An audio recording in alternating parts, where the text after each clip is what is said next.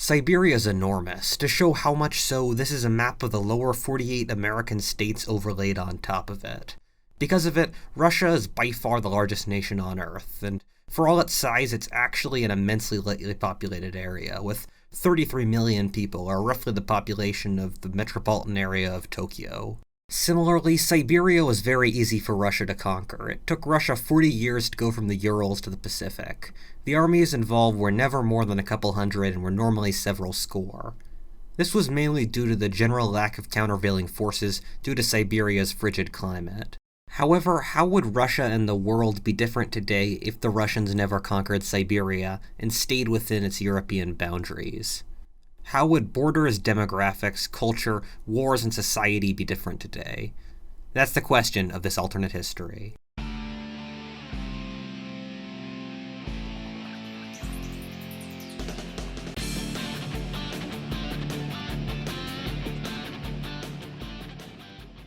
Before we start, this alternate history video is sponsored by an alternate history card game. Forks of the Timeline is a party card game about opening different doors into different scenarios in the multiverse, with each card being a different alternate history question, like, what if the Roman Empire survived until the present, or what if German was the language of love?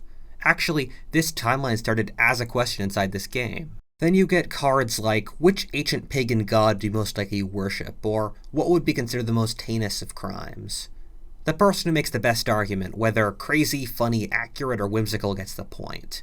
There are 100 of each kind of question, which makes an incredible amount of combinations. I've played this game and I can personally say it's a huge amount of fun. It's crazy and each game is new and amusing. My friends weren't so wild in my 16-minute explanations for the history questions, but we all had a good time. If you want to play, click the link in the description and use the promo code WHATIF for a 10% discount.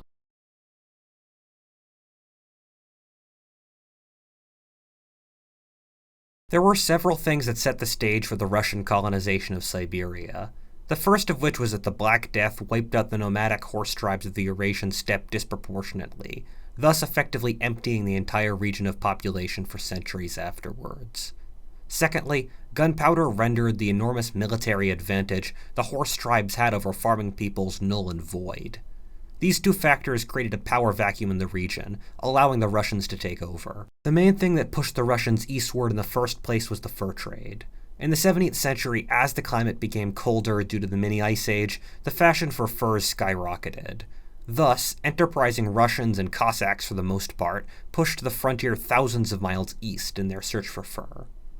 As the sable died out further west, the frontiersmen pushed east until they finally reached California. A way we can block this is by closing the highway the Russians were using to reach Siberia, the Volga River Valley. In the late 16th century, Ivan the Terrible defeated the Khanate of Kazan, Muscovy or Russia's traditional rival. By seizing Kazan, the Russians were able to gain control of the Volga Valley, or some of the most fertile land in the world, with a river valley that very quickly became the springboard for Russia's drive eastward. To keep the Russians from expanding to Siberia indefinitely, we're going to make Kazan and the Ottoman Empire allies.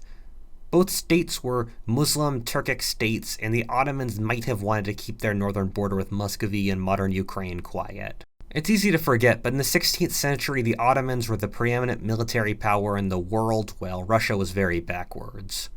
In this timeline, Kazan sets up Turkish-style cannon foundries and starts training musket troops Janissary style. This would erase Muscovy's technological advantage and delay Russia's conquest of Siberia for a very long time. If Muscovy hadn't seized Kazan in Ivan's reign, they wouldn't have for a very long time. This is since Ivan the Terrible, although lionized as one of the greatest Russian rulers of all time, in fact left Muscovy in a pretty bad position when he died. To be fair, part of this was due to demographic and Malthusian reasons that he had little control of, but very soon after his death, Russia collapsed into the Time of Troubles, or a 15-year civil war in which Russia nearly fell apart. Actually, it would create a whole new variable during the Time of Troubles. In our timeline, the Time of Troubles was already crippling for Russia, with a civil war with multiple factions claiming to be the real Dmitri or the Tsar, and saying the other was just an imposter. Similarly, there was also a peasants' revolt, a Swedish invasion, and crippling Crimean Tatar raids.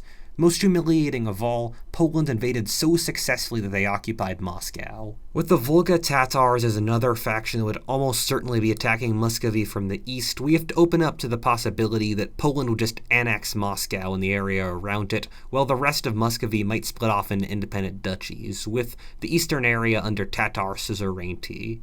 This is an intriguing possibility. However, 17th century Poland-Lithuania was about to themselves embark upon decades of political instability and civil war so bad it was called the Deluge. In our timeline, the Russians used the Deluge to steal most of Ukraine from the Poles. However, in our world, Muscovy would just use it to gain independence and then try to regain control over the other Russian principalities. We've effectively butterflied the Romanov dynasty out of existence.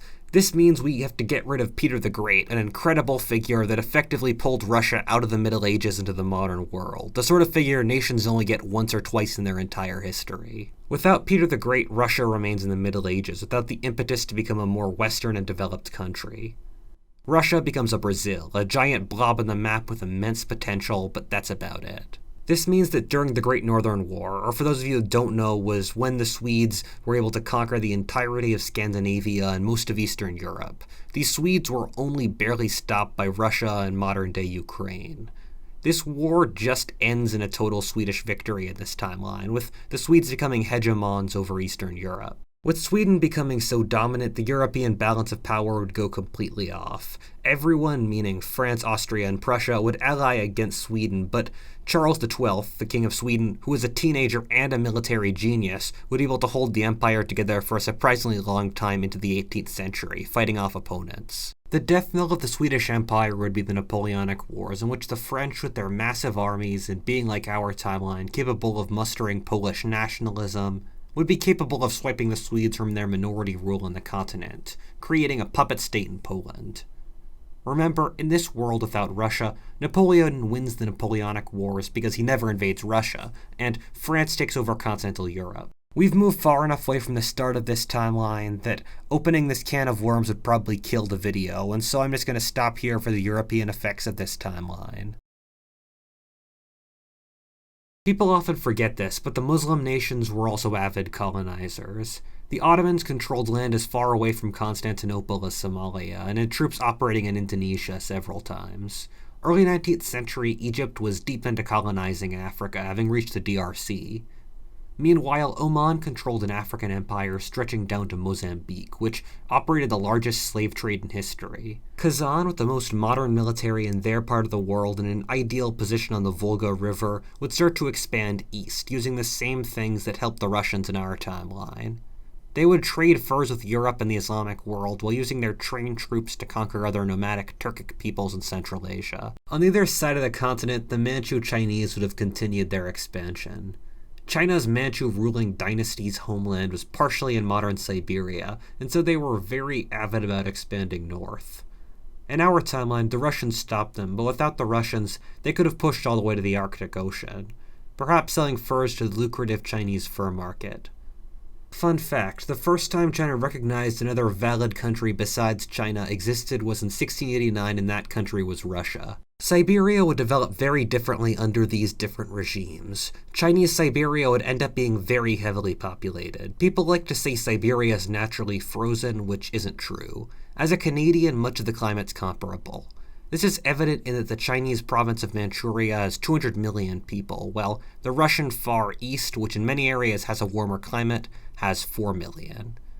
Under Chinese control, South Siberia would be practically swarming with people. The Tatars, unlike the Russians, wouldn't have any contact with Western civilization or modern technology, and so their organizational and technological abilities would end up being strongly behind what the Russians accomplished in our timeline.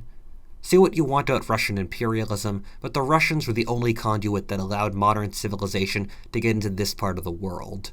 You sort of see that in that the standard of living has declined in much of Central Asia since the fall of the Soviet Union. Without modern technology, the Tatars would conquer a smaller region than the Russians, likely with Central Asia remaining fully independent and with the region desperately poor and backwards. I mean, this region's next to no navigable oceans or major trade routes, so technology isn't coming from anywhere else. The Japanese Empire, if it existed, would be in pretty good shape. A big weakening factor for the Japanese in our world was they had to stand against the Russians in the Far East. In World War II, the Japanese kept far more troops on their border with Russia in case the Russians decided to invade Manchuria than they ever used against the Americans and British combined. Assuming China follows a similar life cycle of weaknesses and strengths, there's a better shot of a Japanese empire forming in this timeline than there was in ours. What if Altist, and thanks for watching. If you enjoyed that timeline, please like, comment, subscribe, or stay tuned for new content. Or alternatively, check me out on Patreon, where I've got all sorts of cool maps, as well as the first 8 chapters of my history of the world. Or alternatively, check me out on Twitter. As always, thanks so much for watching, and have a great day.